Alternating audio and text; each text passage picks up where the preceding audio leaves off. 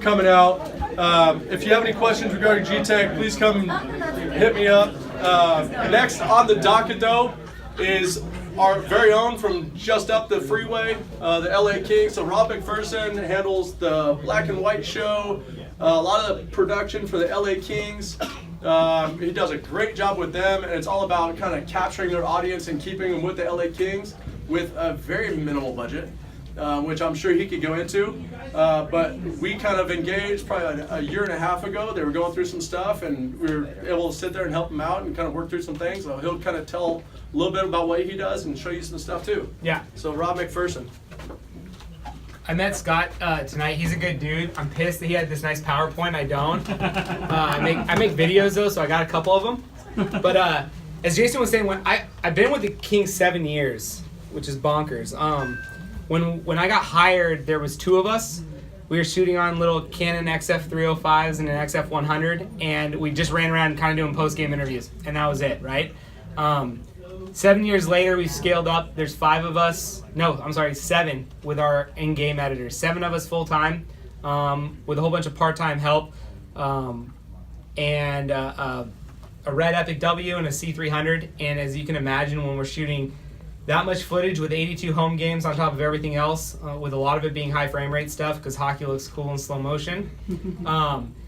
Obviously, there's a ton of storage challenges, and we definitely ran into that, along with a lot of growing pains. But the cool thing about all this was along the way we won some Stanley Cups. Sorry, Ducks fans. I know we're an OC. I'm a Rangers fan. Oh, we had a great final against you guys. But what it allowed us to do was to ramp up at the perfect time because we were able to capture a marketplace. As you guys can imagine, LA, there's two of everything now, even with soccer. And so you're doing your best to try to captivate a market. You're trying to do something different. I will say in hockey, everything is still, and it is changing, but it's still very broadcast forward. And so through what we were able to do and grow and kind of transition, we made it very much more film-esque, and in hockey that was something that people took notice of. And one of the successes that we had on top of a series called Stanley Cup Moments, which was we filmed everything we could. I think the 2 nights we won the cup, we had something like 20 cameras rolling, and that didn't include the GoPros. And we captured everything and then gathered it back and said, okay, what's the story?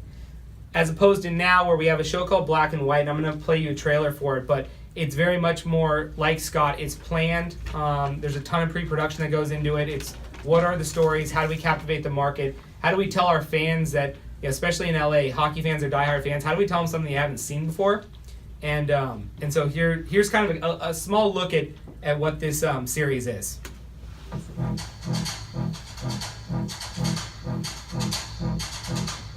what you strive and thrive for, is to one day become an NHL player. Let's go, boys! Get that ice, woo! Well, this is the dream. Get to come to work every day.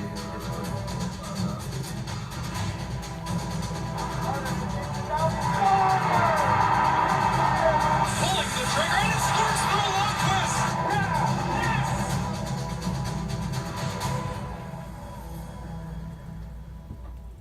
And as you can imagine, it's you need that dynamic range when you're dealing with that wide of an ice with a black uniform, right? I've got a great case study when it comes to some of the challenges we have. And by all means, guys, afterwards, ask questions, come up to me and talk to me afterwards. But as you can imagine, with how much that we're shooting, we're constantly trying to look for how do we, and it's very similar to Scott, it's how do we store all this, how do we do it there at the arena, making sure that we're able to copy media quick enough. I mean, a lot of times in the third period, we're coming back with a terabyte worth of stuff, and it's, are we really going to be here? And it happened before. It was, are we really going to be here till 2 a.m. trying to transfer media? Are we going to just keep it in the camera and run that risk, which you don't want to do, especially if something big happened? And that's where I met Jason at NAB, and we were able to find some really good solutions. And what, and a little bit different than Scott was, we needed a ton of options when it came to, we kind of know what we're getting into, right? We're at games at Staples Center. we're either and a lot of what we shoot is at our practice facility at Toyota Sports Center.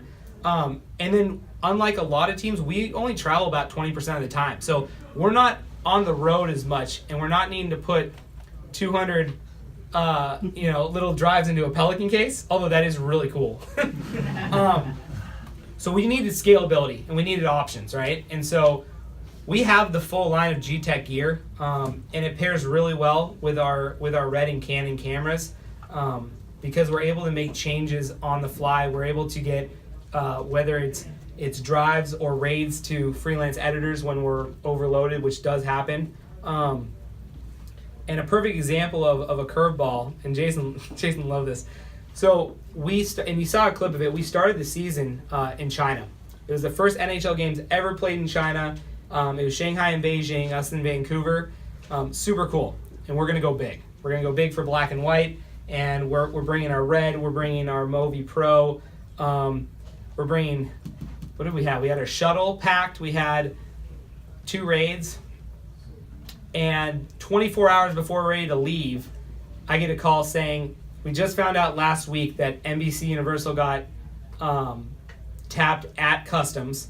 They opened up all their cases and said, all right, this is all production gear, professional production gear. You have to have 20% of the value in cash. And you hand it over, and then when you come back out of the country so you don't sell anything, we're going to give you your money back. And so we started, and they said, be prepared for that, and you have to have that money. So I started adding everything up. And I go to our COO and Luke Robitaille, our president, and I'm asking for like $35,000 in cash. And they said, Rob, you've been there 7 years and we really like you. There's no effing way we're giving you that money, right? And so what happened is, in a matter of 24 hours, we had to scale from what we normally do for black and white to 2 DSLRs and a whole bunch of G drives. And that's what came out of it, was a full episode. And we were able to do that quickly. One, because we had the stuff, but also because we needed the scalability, we needed the space, and we needed everything we brought to fit in a backpack. So if they opened it up, we say, yep, just my personal camera, taking pictures, right? And so that's what allowed us to do that. We were able to go from the capability of having a red and shooting, and being able to store everything on a shuttle, to shooting on, what did we have? We had a 5D and a Sony A7S. I think that was it. And a couple of drives, and we made it work. And that's a really good example of what the full lineup allows us to do. We're able to go that whole extreme. The other thing I want to show you guys is it's been pretty cool. So our parent company is AEG, which is a very big company. And believe it or not, they don't have a hold on one second. They don't have a complete internal video production team. So what's happened over the course of the last couple of years is we've grown as a department for the Kings, and this is a really good example of what's going to happen here in the future with using G-Tech and Western Digital for, like Scott, for a much larger scale. Is we've started doing videos for AEG. I want to play. This is the corporate sizzle that gets played anytime one of our major corporate executives is speaking. And it also gives you guys kind of a pretty cool look at what AEG is, like how big of a company it is. But what this also shows you is how much footage these guys have. Right now, they're on I think the last I heard, they're on drive 52. And they have them, I swear, they're lined up at their office, and they're looking for, and we went through that during the Stanley Cup before I met Jason. They're looking for that storage solution that we're now going to start helping them on. But this will give you guys a good example of how much footage they're dealing with, and it's funny for them being the parent company. They're going through the same thing we went through that we found the solution to, and it's pretty neat because they're not taking advice from us as far as the next steps, which really the answer is Jason and these guys. Before you start that, Yeah. just put in perspective what AEG does. So they own Coachella. They own, what's the Chicago-based one? Well, it's they own, Lollapalooza. it's Coachella, it's Stagecoach, it's New Orleans Jazz Fest, and that's just the music division. There's hundreds of facilities. They've now in Australia, they're in South America, which you'll see.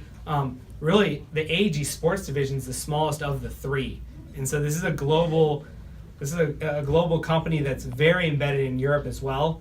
And so, as you can imagine, there is a lot of assets that are continuing to funnel in, and they're looking for storage the same way we are, but on a much different scale, as you'll see here.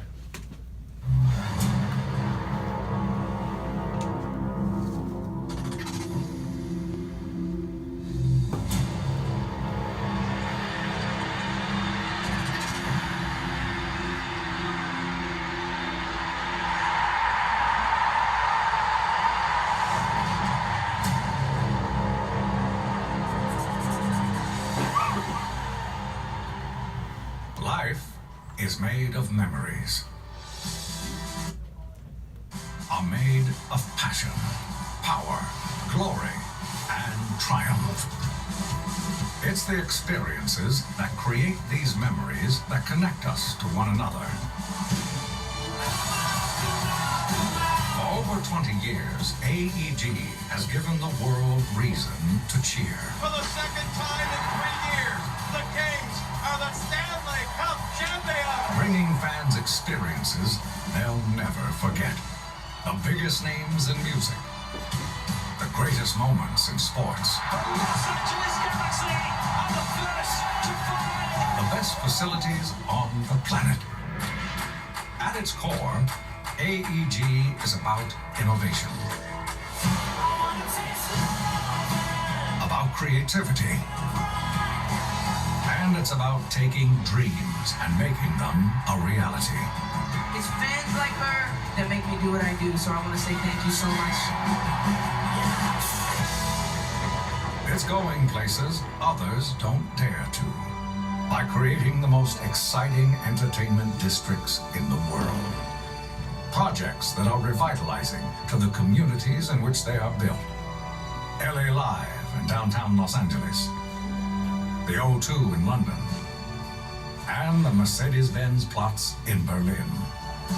Bringing live entertainment worldwide with first-of-their-kind facilities in China, South America, and Australia.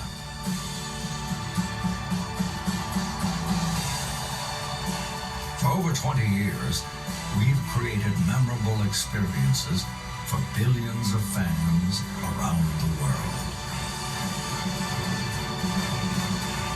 AEG is committed to pushing live entertainment to new places. It's who we are, and we believe we've only just begun. AEG, giving the world reason to cheer.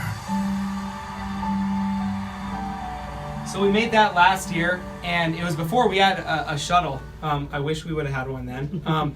What this was, though, I worked with a freelance editor, a really talented guy, Paul Campbell, on this, and it was edited completely off raids, off G raids. It had the speed, and he had two of them tethered, and this entire thing was cut externally that way from his living room.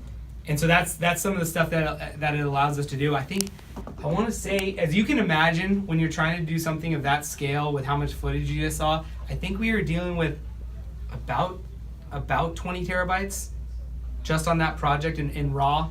Hey Rob, real quick too, with AEG, Yep. I think they're finding out from the pain point side, like they're realizing, because they've been doing this for years on all these do-it-yourself drives, where they've been putting together different drives, different arrays, where they're filling in the drives and they're trying to put together their production.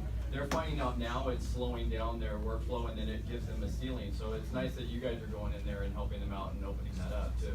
Yeah, and you know, we went through that. That's the whole point. Also, is we went through it. That first cup run, I think, what do we have? We had 50 terabytes or 100 terabytes. Granted, it was like 2012, but we thought we were set up for the whole next season. We had just gotten it, and we said, we're good. This is great. It was before we owned a Red. It was before, I mean, we didn't even have a C300 yet, right? So this was what we thought was a long-term solution, and we filled that entire thing up in the first 2 rounds of the playoffs, and we didn't know what to do, because like, you're playing games every other day, and there's nowhere to put it, and you got to get it off the cards. So at that point, I was the number 2 there, and I was going to Best Buy, I think, every 48 hours and buying another 2 drives. So by the time we got done with our first Stanley Cup, I believe we were on drive 24 on top of the server that we had, and that was the wake up call for us. I think everybody at some point has a wake up call where they're like, one, we can't keep doing this. This doesn't make financial sense. And then how in the heck are we going to find any of this footage? How are we going to edit anything?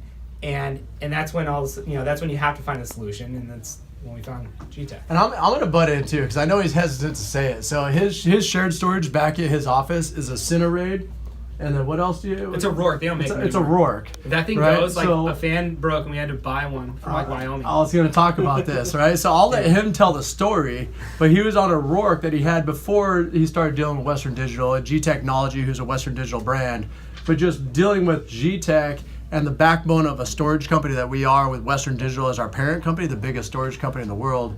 You know that the support and things are there, but I'll talk about your Rourke story, because that's kind of funny. So we have this Rourke.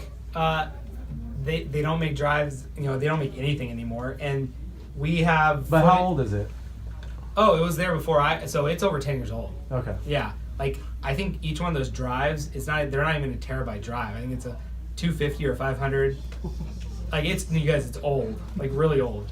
And so a fan goes down, and we had that freak out moment. And I am happy to tell you, we had backed everything up from the Rourke. Nothing was lost, but it was a bit of a wake up call. For one, we have to find a better solution than this. There needs to be a long term solution. And then the other part, and Jason and I have talked about this in length, is it is so important for us to make content now, to make partnership paid content now, as all of us know, right? You got to pay the bills. That's why we're doing it. But there's a weird part of, especially for me, that takes pride in the fact that we're team archivists. It's why we own Red. It's why we shoot in 6K. Is that 20 years from now, we're hoping that whoever we just filmed at the draft in Jersey ends up being the next Wayne Gretzky, and there's awesome footage of him when he got drafted, because we don't have that from Luke Robitaille or anybody else. So there's an importance not only of getting stuff done now, but having the space and the long-term storage also solutions to hold on to this stuff. So 20 years from now, when there's some kid up here talking to a group of people, they're saying, yeah, man, like they were outputting in 1080, but they shot in 6K, and that's like, we can use that now.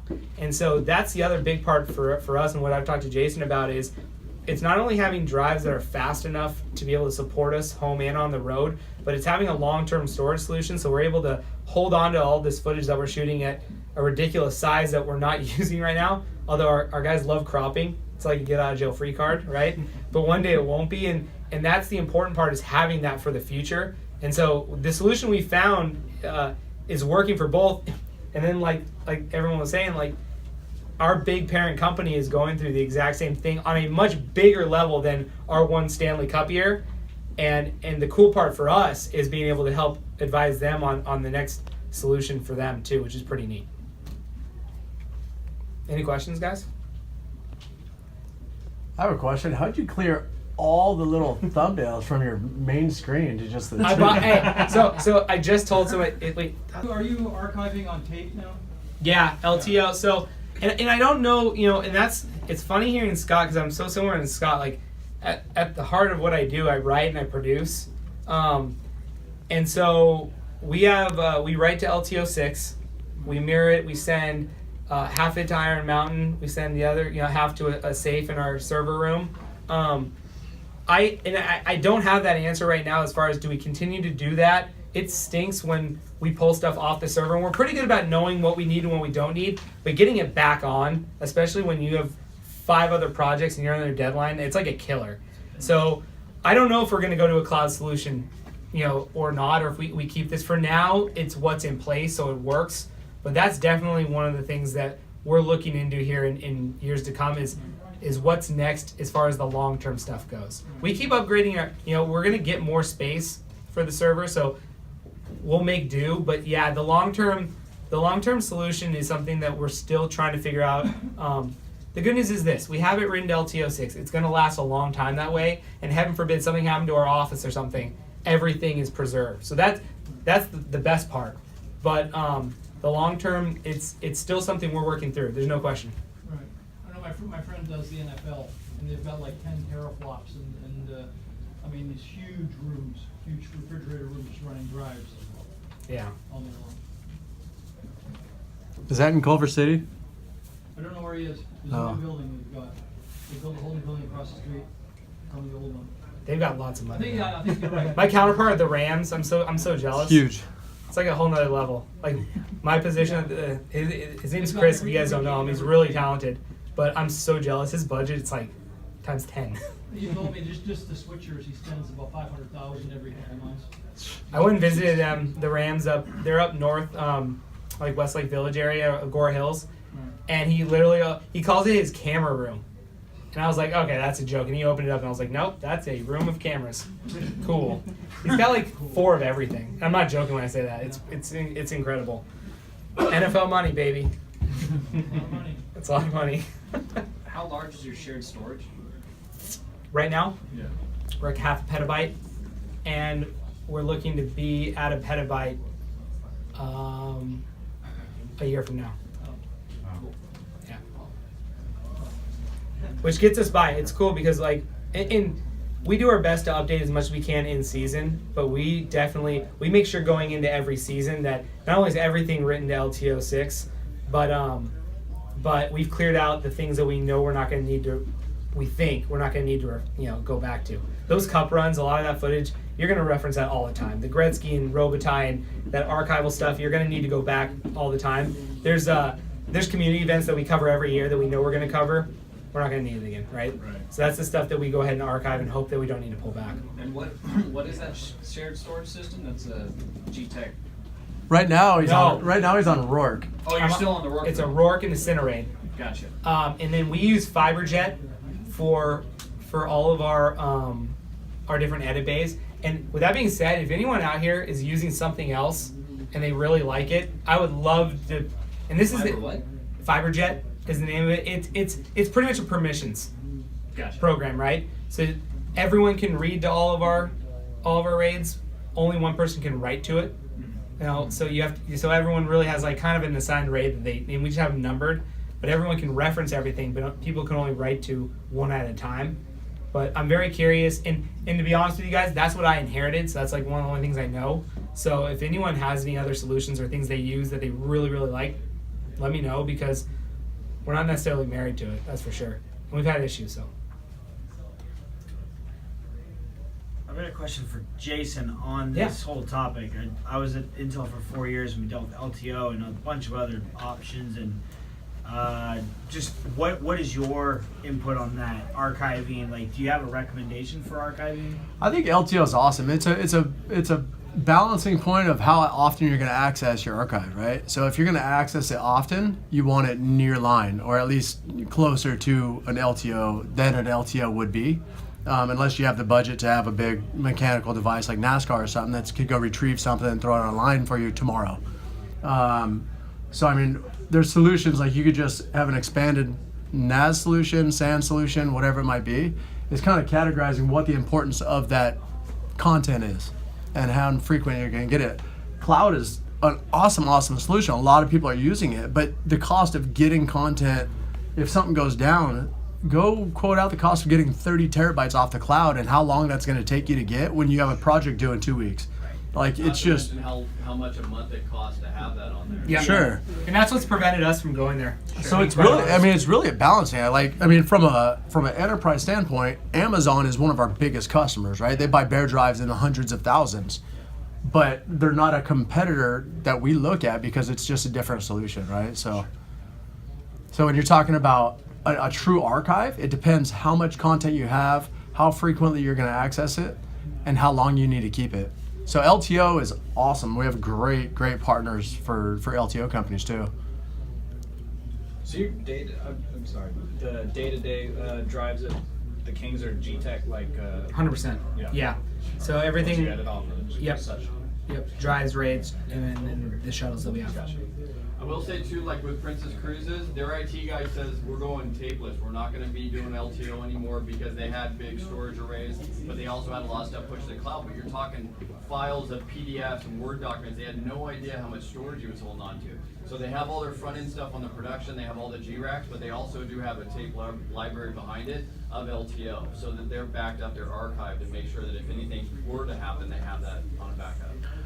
It's really LTO is considered like tier 3, right? So it's almost like your redundant copy of a fail safe if your building were to catch on fire. Right. And you always have that, or it's like a cloud solution, but it's offsite, something that you don't ever intend to access, but if you have to, it's there. It's a security blanket. And for our LTO routing, we use, and actually they're going away from this to something else, but it's Fujifilm. It's a Eternity Strongbox, and it has a tape library. So we're able to keep actually now, and as you grow, obviously that percentage goes down. But I think we're keeping about 20% of our library actually within that tape library, and just a robot arm that writes to each one and mirrors it. What is that, 20? Is that like 20 tape library? It was 10 and we expanded it to 30. 30, I believe. Yeah. All right. And each tape is, I don't know what a food, is it LTO 6? Is it 4? Is it You're on 4 still? LTO 6? Yep. Like 1.2 terabytes? Is that right? 1.2 terabytes, LTO 6? 3, isn't it? 3 terabytes? 3 or 4. 1.5. The last time I did the math, though, the Western Digital 5 TVs were cheaper than LTO. For spinning disc. So, and I'll be the first one to tell you, if you're truly archiving to a spinning disc, it's not the right thing to do if you're throwing it up on a shelf. Sure. Like, that's just not a good solution. If you're gonna bring it off, and if you bring it off every 6 months and spin it up and use it and then throw it back up, awesome, yeah, do it. But how often are you really gonna do that with 20 drives that are sitting up there? Yeah. I mean, I'd love to sell you 20 drives that you throw on your shelf and you got to buy 20 drives later, but I'm not going to be, I don't want to be responsible for that lost data. Sure. Just from a clean workflow, perspective. Cool, guys. Let me know if you guys have any questions.